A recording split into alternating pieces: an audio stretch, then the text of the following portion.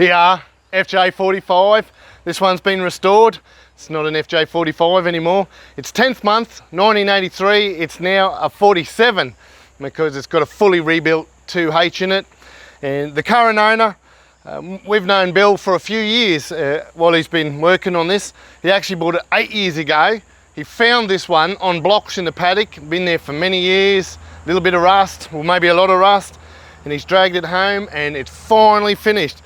And even though we've known him over a few years, today is the first time we've got to see this vehicle on the road, and it has come up a treat. There's a few little things on here which are really cool, which aren't from its period. He's replaced it with other stuff. We'll go through that. It's he's done a really awesome job, and it's really great to see it under the bonnet. So it's got the 2H that has been rebuilt.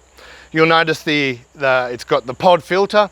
That's also about to come off. That's there for the moment. She's on the road, but owner's talking about different options. He's got a factory box. We'll go the Donaldson.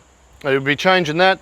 But you'll also see the reservoir. So it's got the 40 series, or the 45, the petrol power steer has been plumbed into the 47. So it's a lot nicer to drive. I've had a very small drive of this one, and yeah, it makes the world of difference. So being pretty stocko though, up the front it's actually got an original, the genuine bar on it, but it's had a bull bar added to that for a bit of protection. But you will notice the style side. This one never had a style side. Bill was doing some work down south and he found this one in a paddock, like the car found it in a paddock. And 50 bucks later, he's got himself a style side with a headboard. It wasn't quite that nice, but like the rest of the car, it's restored up a treat. And also, we've known Bill for a few years, just little things along the way. It could be a bolt, weather strips, all sorts of stuff from Mr. Landcruiser's gone into this build, so it makes it a little bit more nicer when they come in and we get to see them for the first time. Just as nice is the inside, so we've always got to go and check it out.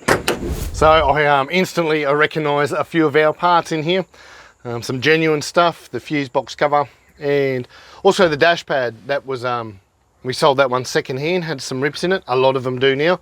So he's had the carpet custom upholstery for the dash pad, and to match it, we've got some up in the roof as well. The roof you'll find is the only glass part. It was full of bog, too far gone, so we put like most builds now, they need a glass roof.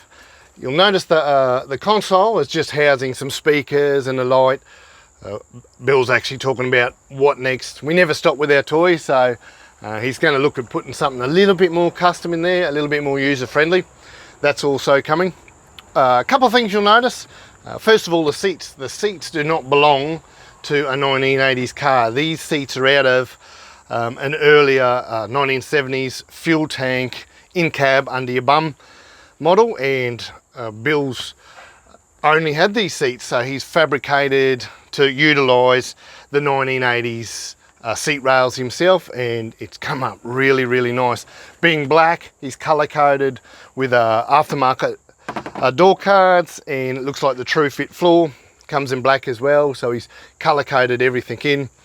He does also have, this was a petrol, so I notice the choke is still in there. That's a well sought after switch. It's kind of cool to leave some of the period stuff in there from when it was a petrol. A few aftermarket gauges. He's still thinking about putting a tacho in its place. This one's got a J01. It had the J06 being the petrol. That was no good. And the brand new motor hasn't even done 2,000 clicks yet, so that's pretty cool as well. Just running this one in, and he's out there enjoying it. It's only been registered a couple of months, but she's on the road.